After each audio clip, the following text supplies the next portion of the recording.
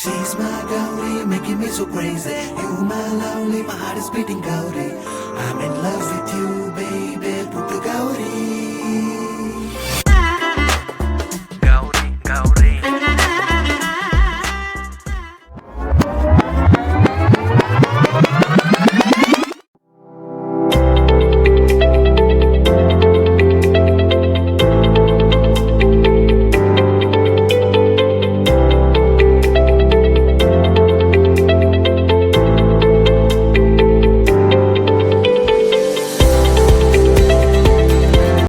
Hi ಎಲ್ರಿಗೂ ನಮಸ್ಕಾರ. ನಾನು ನಿಮ್ಮ ಅಶ್ವಿನಿ. ಕೂರ್ಗ್ ಬ್ಲಾಗ್ ಪಾರ್ಟ್ 2ಗೆ ಎಲ್ರಿಗೂ ಸ್ವಾಗತ. ಹಾಗೆ ನನ್ನ ಸಪೋರ್ಟ್ ಮಾಡ್ತಿರೋ ನನ್ನ ಎಲ್ಲ ಸಬ್ಸ್ಕ್ರೈಬರ್ಸ್ಗೂ ಕೂಡ ಧನ್ಯವಾದಗಳು. ನಿಮ್ಮ ಸಪೋರ್ಟ್ ಹೀಗೆ ಇರಲಿ. ನನ್ನ ವೀಡಿಯೋಸ್ ನಿಮಗೆ ಇಷ್ಟ ಆದರೆ ಲೈಕ್ ಮಾಡಿ, ಶೇರ್ ಮಾಡಿ, ಹಾಗೆ ನಿಮ್ಮ ಅಭಿಪ್ರಾಯನ ಕಮೆಂಟ್ ಮಾಡಿ. ಆ್ಯಂಡ್ ನಾವು ಮಾರ್ನಿಂಗ್ ಹೊರಟಿದ್ದು ಮಾಂದಲ್ಪಟ್ಟಿಗೆ. ಮಂಡಲ್ಪಟ್ಟಿ ಅಥವಾ ಮುಗಿಲ್ಪೇಟೆಗೆ ನಾವು ಹೊರಟಿದ್ದು ಅರ್ಲಿ ಮಾರ್ನಿಂಗ್ 4:30 ಹಾಗೆ. ಆ್ಯಂಡ್ ಇಲ್ಲಿ ಜೀಪ್ ಮುಖಾಂತರ ಮಾತ್ರ ಹೋಗೋಕ್ಕಾಗುತ್ತೆ, ಯಾಕಂದರೆ ನೀವು ನೋಡ್ತಾ ಇರ್ಬೋದು ರೋಡ್ ಹೇಗಿದೆ ಅಂತ. ಸೊ ನಿಮ್ಮ ಓನ್ ವೆಹಿಕಲ್ಸ್ ತಂದರೆ ಇಲ್ಲಿ ಸ್ವಲ್ಪ ಕಷ್ಟ ಆಗುತ್ತೆ. ಸೊ ನಾವು ಸಜೆಸ್ಟ್ ಮಾಡೋದು ಜೀಪ್. ಆ್ಯಂಡ್ ಇಲ್ಲಿ ಜೀಪ್ ಪ್ರೈಸ್ ಕೂಡ ಡಿಪೆಂಡ್ ಆಗಿರುತ್ತೆ, ನೀವು ಇಂಡಿವಿಜುವಲ್ ಹೋಗ್ತೀರಾ ಅಥವಾ ಗ್ರೂಪಲ್ಲಿ ಹೋಗ್ತೀರಾ ಅದ್ರ ಮೇಲೆ. ಮಿನಿಮಮ್ 800 or 1000 ಸ್ಟಾರ್ಟ್ ಆಗುತ್ತೆ. ಸೊ ನಾವು ಮುಗಿಲ್ಪೇಟೆಗೆ ರೀಚ್ ಆಗಿದ್ದು 6 o'clock ಹಾಗೆ. ಆ್ಯಂಡ್ ಇಲ್ಲಿ ಫಾರೆಸ್ಟ್ ಚೆಕ್ ಪೋಸ್ಟ್ ಕೂಡ ಇದೆ. ಇಲ್ಲಿ ಚೆಕ್ ಕೂಡ ಮಾಡ್ತಾರೆ, ಯಾವ ಪ್ಲಾಸ್ಟಿಕ್ ಐಟಮ್ಸ್ ಅವ್ರ ತಿಂಡಿ, ವಾಟರ್ ಬಾಟಲ್ ಕ್ಯಾರಿ ಮಾಡೋ ಹಂಗಿಲ್ಲ. ಸ್ಟೀಲ್ ವಾಟರ್ ಬಾಟಲ್ ಇದ್ದರೆ okay, but plastic water bottle ಅಲಾವಿಲ್ಲ. ಯಾಕಂದರೆ ಜನರು ಯೂಸ್ ಮಾಡಿ ಇಲ್ಲೇ ಬಿಸಾಕಿ ಹೋದರೆ ಕಷ್ಟ.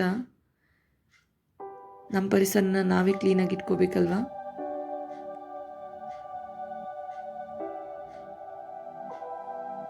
ಸೊ ಅಲ್ಲಿ ಜೀಪ್ ನಿಲ್ಲಿಸ್ತಾರೆ. ಜೀಪ್ ನಿಲ್ಲಿಸ್ಬಿಟ್ಟು ನಾವು ಅಲ್ಲಿಂದ ಸ್ವಲ್ಪ ನಡೀತಾ ಬರಬೇಕು. ಸೊ ನಾವು ನಡೀತಾ ಬಂದ ಮೇಲೆ ನಮ್ಗೆ ಸಿಗೋದೆ ಈ ವ್ಯೂ.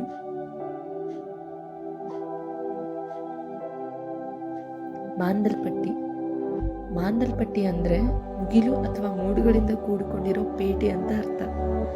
ಇದನ್ನು ಕೊಡಗಿನವರು ಮಾಂದಲ್ಪಟ್ಟಿ ಅಂತ ಕರೀತಾರೆ. ಆದರೆ ಇದಕ್ಕೆ ಮುಗಿಲ್ಪೇಟೆ ಅಂತ ಹೆಸರು ಹೇಗೆ ಬಂತು ಅಂತ ಗೊತ್ತಾ ನಿಮಗೆ? ಎಸ್, ಆಲ್ಮೋಸ್ಟ್ ಎಲ್ಲ ಕನ್ನಡಿಗರಿಗೆ ಗೊತ್ತಿರ್ಬೋದು. ಗಾಳಿಪಟ ಮೂವಿನಲ್ಲಿ ಇದನ್ನು ಶೂಟ್ ಮಾಡಿರೋದು, ಹಾಗೆ ಅವರೇ ಇದನ್ನು ಮುಗಿಲ್ಪೇಟೆ ಅಂತ ಹೆಸರಿಟ್ಟಿರೋದು.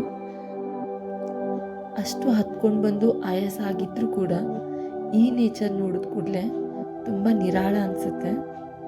ಆ್ಯಂಡ್ ನಾನಿಲ್ಲಿ ಸ್ವಲ್ಪ ಕ್ಲಿಪ್ಸ್ ಹಾಕಿರೋದು ನೀವು ನೋಡ್ತಿರ್ಬೋದು. ಇಲ್ಲಿ ನಾವು ತಗೊಂಡಿರೋ ಕ್ಲಿಪ್ಸ್ ಇವು.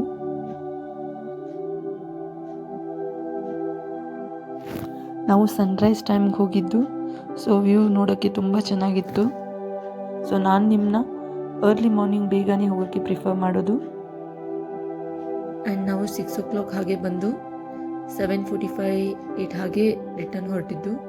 ಆ್ಯಂಡ್ ಜೀಪ್ನವ್ರು ಕೂಡ ಕೆಳಗಡೆನೆ ಕಾಯ್ತಿರ್ತಾರೆ. ಹಾಗೆ ನಾವು ಕೂಡ ನೇಚರ್ನ ಎಂಜಾಯ್ ಮಾಡ್ತಾ ಸ್ವಲ್ಪ ಪಿಕ್ಚರ್ಸ್ನ ತೊಗೊಂಡ್ವಿ. ಅಲ್ಲಿಂದ ನಾವು ನೆಕ್ಸ್ಟ್ ಹೊರಟಿದ್ದು ಓಂಕಾರೇಶ್ವರ ದೇವಸ್ಥಾನ. ಇಲ್ಲಿ ಶಿವಲಿಂಗ ಇದೆ. ಈ ಶಿವಲಿಂಗನ ಕಾಶಿಯಿಂದ ತರಿಸಲಾಗಿತ್ತಂತೆ. ಈ ಶಿವಲಿಂಗದ ಪ್ರತಿಷ್ಠಾಪನೆ ಕಾಲದಲ್ಲಿ ಹಚ್ಚಲಾಗಿದ್ದ ದೀಪ ಇಂದಿಗೂ ಕೂಡ ಉರಿಯುತ್ತಲೇ ಇದೆಯಂತೆ.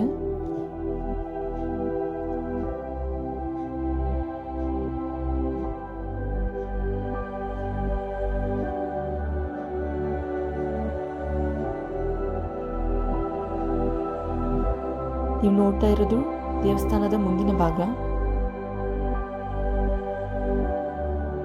ಅಲ್ಲಿಂದ ನೆಕ್ಸ್ಟ್ ನಾವು ಹೊರಟಿದ್ದು ರಾಜರ ಆಸನ.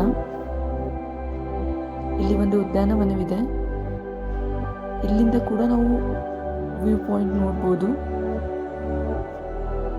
ಹಾಗೆ ಇಲ್ಲಿ ಸನ್ಸೆಟ್ ಟೈಮ್ ಬಂದರೆ ಒಳ್ಳೆ ವ್ಯೂ ಸಿಗುತ್ತೆ ನೋಡೋಕ್ಕೆ.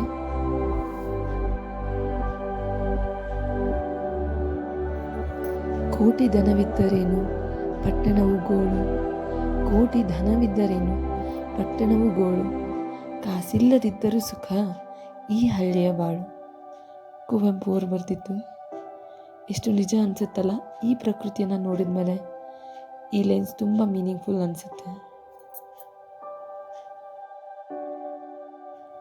ಇಲ್ಲಿಂದ ನಾವು ನೆಕ್ಸ್ಟ್ ಹೊರಟಿದ್ದು ಕಾವೇರಿ ನಿಸರ್ಗಧಾಮ. ಇದು ಕುಶಾಲನಗರದಿಂದ 2 ಕಿಲೋಮೀಟರ್ ದೂರದಲ್ಲಿದೆ. ಇದು ಕಾವೇರಿ ನದಿಯಿಂದ ಸುತ್ತುವರೆದ ಒಂದು ದ್ವೀಪವಾಗಿದೆ. ಹೀಗಾಗಿ ಇದನ್ನು ಕಾವೇರಿ ನಿಸರ್ಗಧಾಮ ಅಂತಾರೆ. ಇಲ್ಲಿ ನೀವು ನೋಡ್ಬೋದು ಕೂರ್ಗ್ ಶೈಲಿಯ ಉಡುಪುಗಳನ್ನು ಧರಿಸಿರೋ ಬೊಂಬೆಗಳನ್ನ ಇಲ್ಲಿ ಇಟ್ಟಿದ್ದಾರೆ. ಹಾಗೂ ನೃತ್ಯ ಮಾಡ್ತಿರೋ ಅವರ ನೃತ್ಯದ ಶೈಲಿಯ ಬೊಂಬೆಗಳು ಕೂಡ ಇತ್ತು. ಹಾಗೆ ಇಲ್ಲಿ ಜಿಪ್ ಲೈನ್ ಕೂಡ ಇತ್ತು.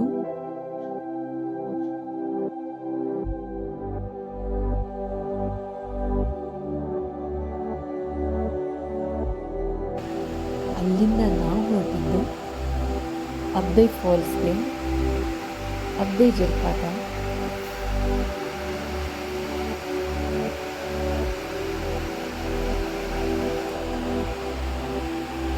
ಇದು ಸುಮಾರು 70 ಅಡಿಗಳಷ್ಟು ಎತ್ತರದಿಂದ ಧುಮುಕುತ್ತೆ.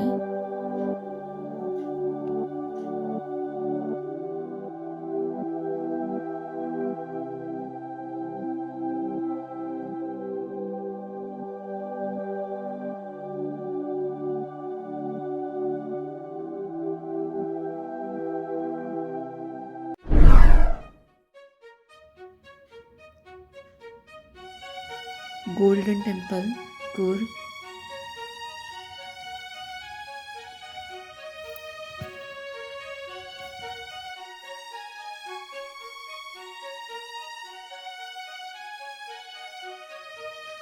ಇದು ಕೂರ್ಗ್ನ ಬೈಲುಕುಪ್ಪೆಯಲ್ಲಿದೆ.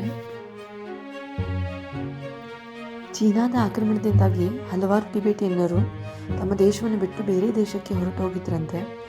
ಹಾಗೆ ಅದರಲ್ಲಿ ಹಲವಾರು ಟಿಬೆಟಿಯನ್ನರು 1961ರಲ್ಲಿ ಕೂರ್ಗ್ನಲ್ಲಿ ಬಂದು ನೆಲೆಸಿ ಈ ಟಿಬೆಟಿಯನ್ ಮಠವನ್ನು ಸ್ಥಾಪಿಸಿದ್ರಂತೆ. ಈ ದೇವಾಲಯ 1972ರಲ್ಲಿ ಪ್ರಾರಂಭವಾಗಿ 1999ರಲ್ಲಿ ಪೂರ್ಣಗೊಂಡಿತ್ತಂತೆ. ಹಾಗೆ ದಲೈ ಲಾಮಾ ಅವರ ಭಾರತದಲ್ಲಿ 50 ವರ್ಷಗಳ ಗಡಿಪಾರು ನೆನಪಿಗಾಗಿ ಈ ದೇವಾಲಯನ ನಿರ್ಮಾಣ ಮಾಡಿದ್ರಂತೆ. ಇಲ್ಲಿ ನೀವು ನೋಡ್ತಾ ಇರ್ಬೋದು ಮಿನಿ ಟಿಬೇಟ್ನ ಇಲ್ಲಿ ಕ್ರಿಯೇಟ್ ಮಾಡಿದ್ದಾರೆ.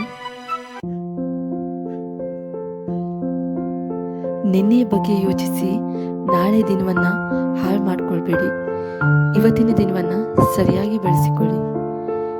ಬುದ್ಧನ ಈ ಸಂದೇಶದೊಂದಿಗೆ ಇವತ್ತಿನ ಬ್ಲಾಗ್ನ ಇಲ್ಲಿಗೆ ಎಂಡ್ ಮಾಡ್ತಾ ಇದ್ದೀನಿ. ನಾನು ನಿಮ್ಮ ಅಶ್ವಿನಿ. ಮತ್ತೆ ಸಿಗ್ತೀನಿ ಮುಂದಿನ ಹೊಸ ಬ್ಲಾಗಲ್ಲಿ. ಅಲ್ಲಿವರೆಗೂ ನನ್ನ ಸಪೋರ್ಟ್ ಮಾಡ್ತಾ ಇರಿ. ಹಾಗೆ ನನ್ನ ಈ ಕೂರ್ಗ್ ಬ್ಲಾಗ್ ಪಾರ್ಟ್ 1 ಹಾಗೆ ಪಾರ್ಟ್ 2 ನಿಮಗೆ ಇಷ್ಟ ಆದರೆ ದಯವಿಟ್ಟು ನನ್ನ ಚಾನಲ್ನ ಸಬ್ಸ್ಕ್ರೈಬ್ ಮಾಡ್ಕೊಳ್ಳಿ. ಹಾಗೆ ಇಷ್ಟ ಆದರೆ ಲೈಕ್ ಮಾಡಿ, ನಿಮ್ಮ ಹೆಚ್ಚೆಚ್ಚು ಫ್ರೆಂಡ್ಸ್ಗೆ ಶೇರ್ ಮಾಡಿ. ಮತ್ತೆ ಸಿಗೋಣ.